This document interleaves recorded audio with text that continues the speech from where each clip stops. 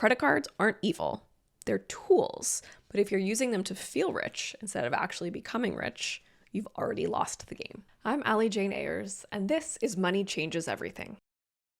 The illusion of free stuff and why credit card companies always win. Key takeaways. People spend more with credit than with cash or debit. The credit card rewards system depends on your enthusiasm for the award outpacing your discipline with spending. While you might earn 2% back in points, you could be paying 10 times that amount in interest.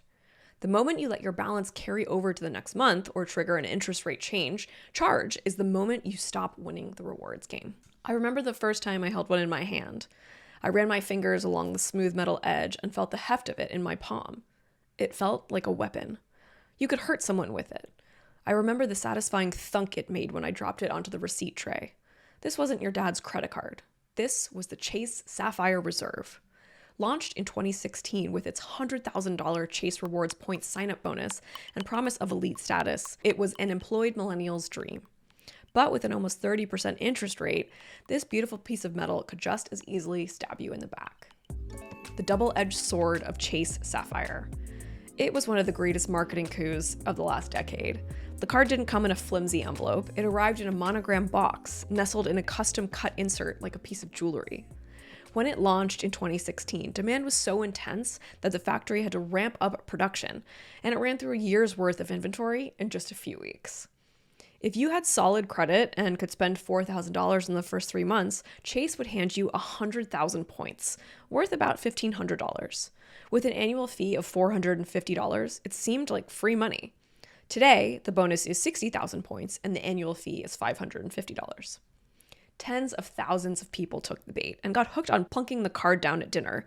The sound it made on the table loudly proclaimed, "I'm smart enough to beat the system and get free stuff." And every time we swiped our sapphires, merchants paid a fee back to Chase. These fees range from 1 to 4% of every transaction.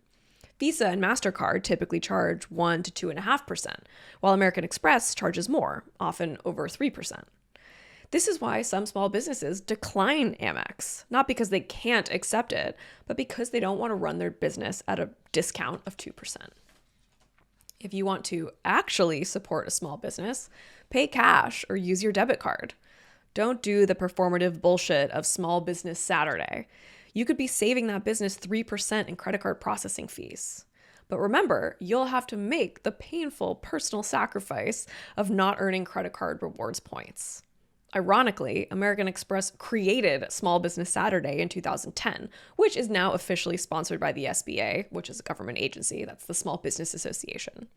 Sure, the altruism of Small Business Saturday is nice. After you've spent all your money on Black Friday at Walmart and Amazon, whatever pennies you have left over should go to the struggling sundries shop on Main Street. It's a trap, the sign-up spend. Here's my biggest issue with high-fee, high-interest rewards cards. Most of us end up spending more money chasing the illusion of free stuff. I've done it. I bet you have too. I've justified $200 sunglasses because I was earning points. You deserve this, my brain whispers. And think of the rewards.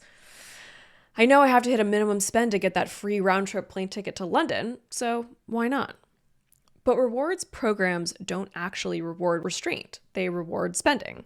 And studies show over and over again that people spend more with credit than with cash or debit. We are literally paying hundreds of dollars a year for the privilege of spending our own money and calling it a perk. Credit cards points are the financial version of a mail-in rebate. Sure, you might get that free hotel or flight night, just like you might get the $100 check if you send in the barcode, fill out the form, and mail it in on time. But the process is convoluted on purpose, and most of the time, the company still wins. The business model depends on your enthusiasm for the reward, outpacing your discipline with spending. Unless you regularly spend $4,000 or more on a card every 3 months and pay off your balance in full, these cards are not doing you any favors.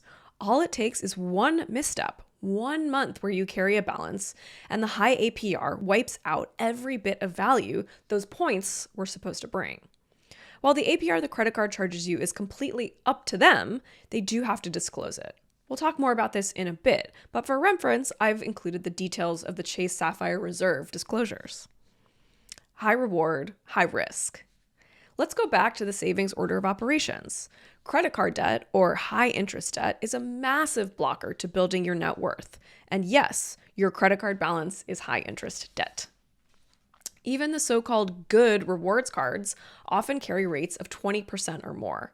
That's a guaranteed loss every month you carry a balance. So while you might earn 2% cash back in points, you're paying 10 times that in interest.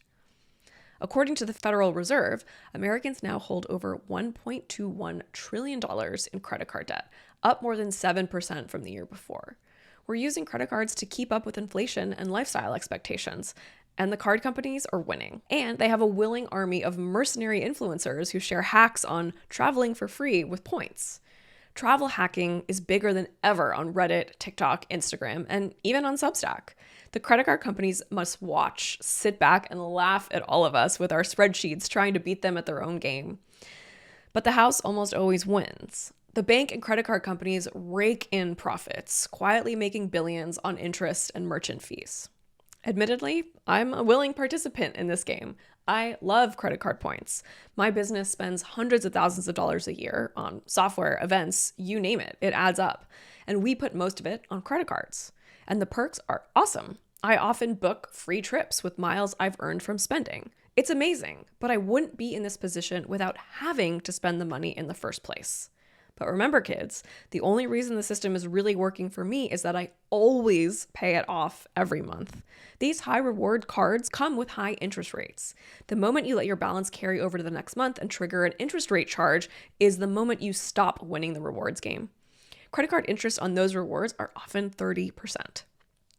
A small win for consumers. The Schumer Box. Before 1988, credit card companies didn't have to disclose interest rates they carried. That changed thanks to New York Senator Chuck Schumer, who helped pass the Disclosure Act. It forced companies to present key terms, including interest rates, fees, and penalties, in a standardized format now known as the Schumer Box. It was a transparency win, but not a behavioral one. Most of us still don't read the fine print. I don't. You probably don't either. And that's why so many people don't fully understand how compound interest on credit cards works. And even this transparent box doesn't actually show us the full picture.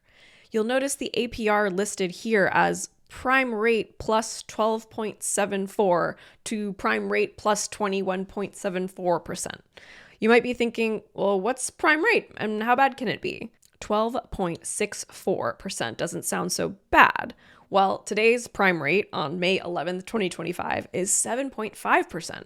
So in fact, today's interest rate would be 20.24% to 29.24%. Like I said, almost 30%.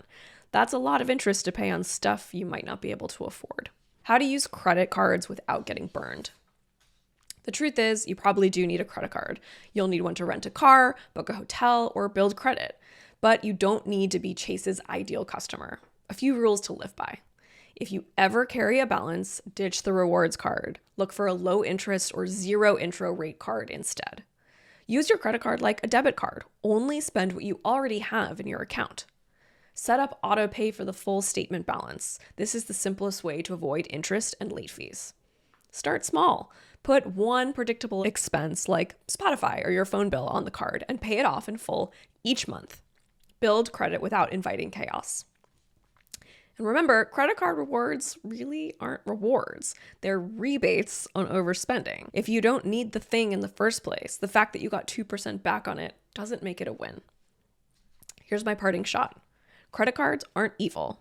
They're tools. But if you're using them to feel rich instead of actually becoming rich, you've already lost the game.